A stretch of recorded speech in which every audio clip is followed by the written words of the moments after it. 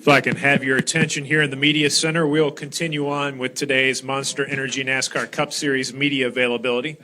And we're joined by none other than Martin Truex Jr., driver of the number 78 Furniture Row Racing Denver Mattress Toyota.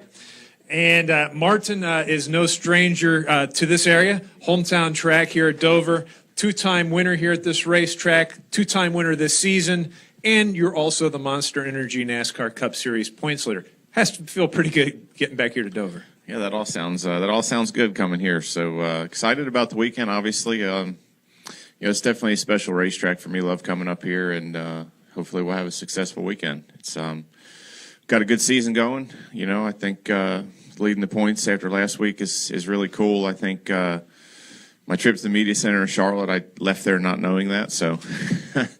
I was surprised that nobody talked about that, but definitely excited about it, and hopefully we can hang on to that for the rest of the season. Okay, we'll open the floor up for questions. If you have questions for Martin, please raise your hand. We will get a wireless microphone to you. Questions for Martin Truex Jr. We'll start with Bob and work our way around. Bob's not allowed to ask questions anymore. Bob Hocker, ESPN. Why are you following me all the time? Does the fact that the Gibbs cars ran better last week, even though you've been running well, they had struggled, is that any help to you and your program? It certainly doesn't hurt. Anytime guys you're sharing info with and, doing things together fast, it helps you. So, fortunately for us, we've been pretty consistent this year, but if we do show up somewhere and we're off, that's certainly gives you that confidence to, to look at what they're doing and use more of that. But, I think all in all, it's just, they've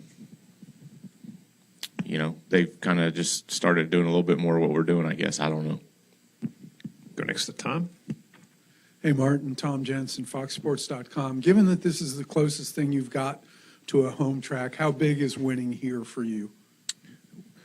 Well, winning's huge anywhere, but just here for me, it's extra special. I think I've generally have more friends and family at this race than any race I go to, just because of the close proximity to where I grew up. And, for me personally, just I've got a lot of really good memories here, coming here to race in the Busch North Series back in the day and, made my first Xfinity start here and just have a lot of good memories, honestly. So it's special for me here to win. It's hard anywhere and it's special anywhere, but here is definitely a little bit sweeter. Additional questions for Martin? Go to Dustin. Dustin Long, NBC Sports.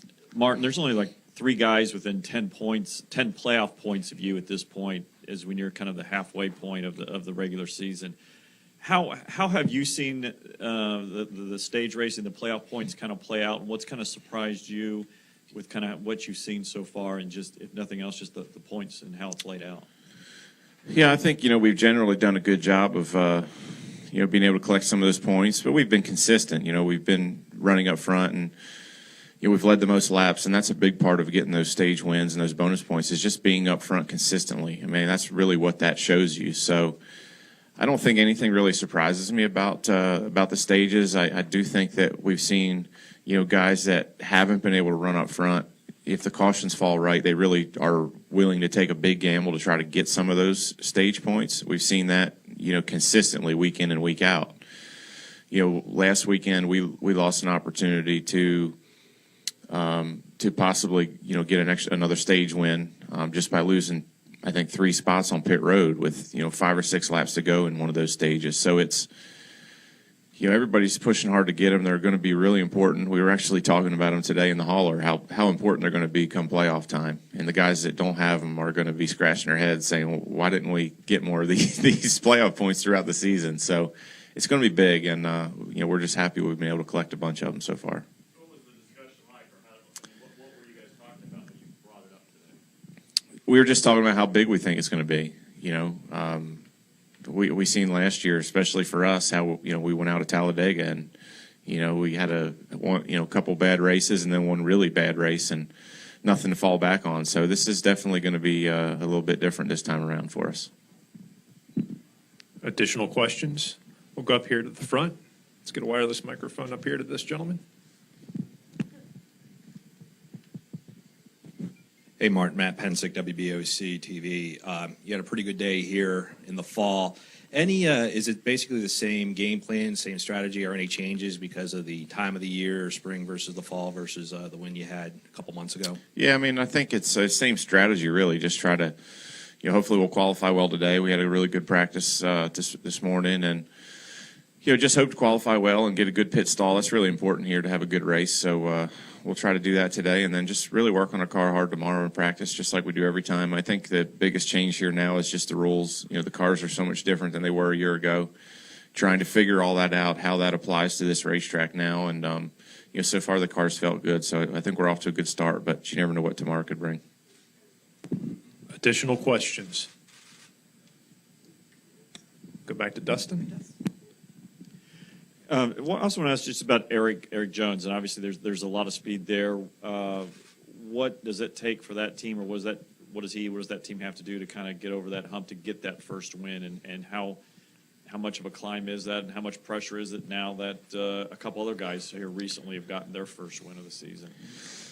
Well, I can't really speak on their thoughts or exactly what they're thinking as far as pressure and things like that. I feel like they're not far away. I feel like they need to put some consistency together, but a lot of it's just been tough luck. I've had seasons like that before, so I know what it feels like, and they just got to keep their head down and keep working hard. They've had speed, like you said, and I feel like any weekend they could put it all together. So they're doing a good job. Just some growing pains here and there, and then mostly just bad luck. I mean, last weekend they hit a piece of debris that pretty much cost them a shot at the top 5, and they still ran 7th. So they're doing a good job, and it'll come around. Just need to keep plugging away at it. Jerry? Jerry Jordan, KickingTheTires.net and Performance Racing Network.